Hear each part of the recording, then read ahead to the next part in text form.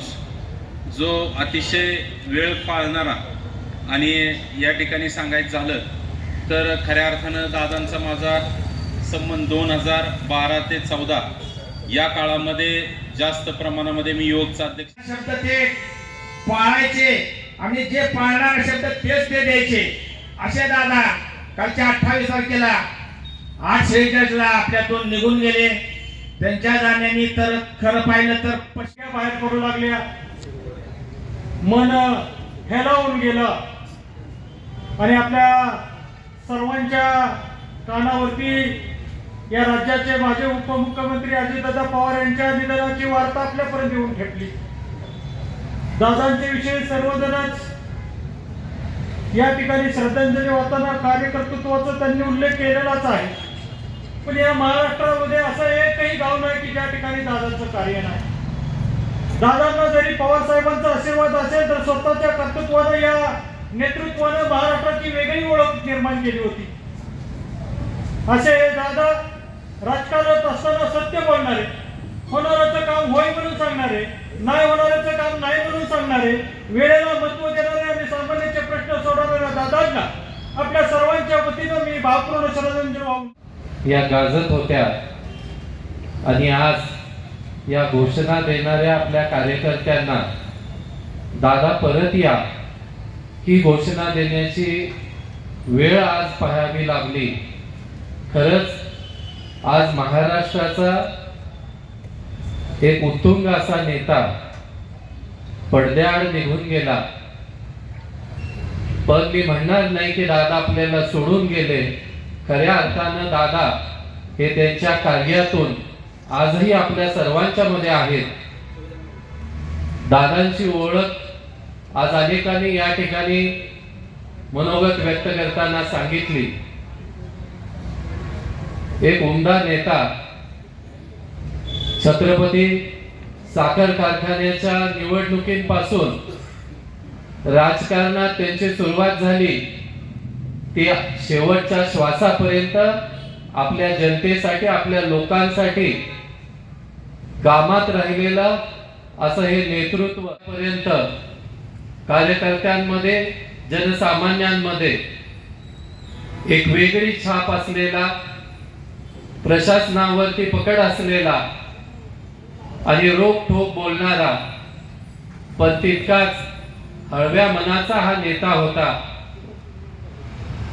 दादांच्या अनेक आठवणी आहेत. 14 फेब्रुवारी 2019ला काश्मीरमध्ये आपले जवान शहीद झालेले त्याच दिवशी दादांचा लोणंदमध्ये कार्यक्रम होता आणि कार्यक्रमाच्या साठी आल्या आल्या दादांनी सूचना केली की मी कोणतेही शुभेच्छा, हार आणि सत्कार स्वीकारणार नाही. हे आणलेले सर्व हार आणि सत्कार तुम्ही वेगळा एक कार्यक्रम आपल्या माजी सैनिकांचा घेऊन. मुख्यमंत्री अजितदादा आणि त्यांच्या शोक सभेला उपस्थित शोकाकुल बंधू भगिनींनो, बऱ्याच वक्त्यांनी दादांच्या बद्दल आपले विचार व्यक्त केले आणि शब्दाचा पक्का प्रत्येकाने सांगितलं. आणि तेच शब्दाचे पक्के कसे होते, 1996 साली प्राध्यापक रघुनाथ शेळके MSc ॲग्री होऊन लोणंदला आले होते. राहुरी विद्यापीठाच्या प्राध्यापकांच्या जागा निघल्या होत्या. माझे जवळचे पाहुणे मदन नाना देवकाते पाटील हे पुणे जिल्हा बँकेचे संचालक होते आणि रघुनाथ शेळकेने मला सांगितलं की आपल्याला दादांच्याकडे जायचंय. माझी प्राध्यापकाची एक पोस्ट आहे, NTची पोस्ट आहे, म्हणून आम्ही बारामतीला दूध संघाच्या ऑफिसमध्ये बघण्याचा योग आला. महाराष्ट्रातला मी पाहिलेला राजबिंड व्यक्तिमत्व म्हणजे दादा होते. मला आवर्जून सांगायचंय की बऱ्याच वेळेला सागर मामा, रवी क्षीरसागर आमचा मुंबईला जाण्याचा योग आला आणि त्या बैठकीमध्ये आम्हाला दादांचे विचार ऐकायला मिळाले.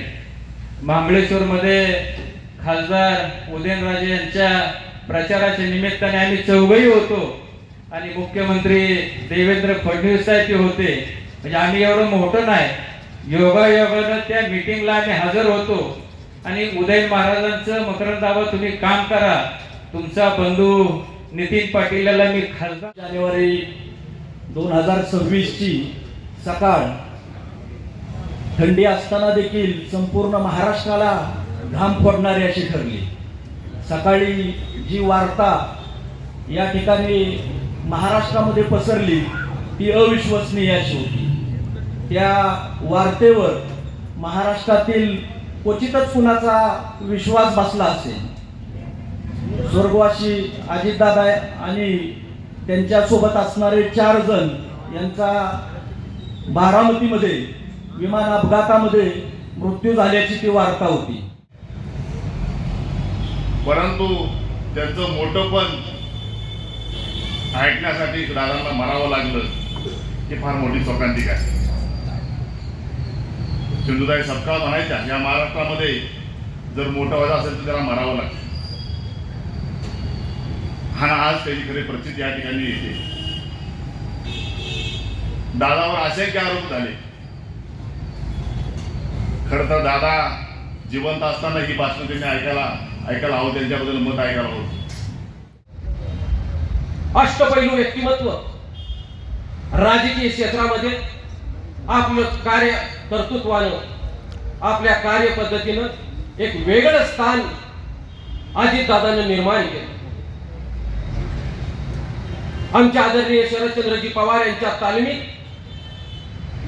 हुशार झालेले व्यक्तिमत्व एक वेगळ्या स्वतंत्र कार्यपद्धतीनं एका कुशाग्र बुद्धिमत्तेनं आपलं एक महाराष्ट्रामध्ये चांगलं स्थान निर्माण करून अद्भुत पाहून आज दादांच्या कर्तृत्वाची जाणीव आम्हाला दिसली. दादांनी जे महाराष्ट्रात शिवशाहू फुले आंबेडकर आणि सत्तेतील एकमेव सेक्युलर नेता या नात्याने जे प्रचंड मोठा त्यांचा चाहता वर्ग उभा केला होता, तो चाहता वर्ग आज हतबल आहे. माझा राजकीय जास्त संबंध दादांशी आलेला नाही, परंतु पुण्यात एमपीएससीच्या आंदोलनात आणि आंदोलन करत असताना 3 दिवसीय उपोषण करत असताना आम्हाला अटक करायला त्या ठिकाणी पोलीस आले होते.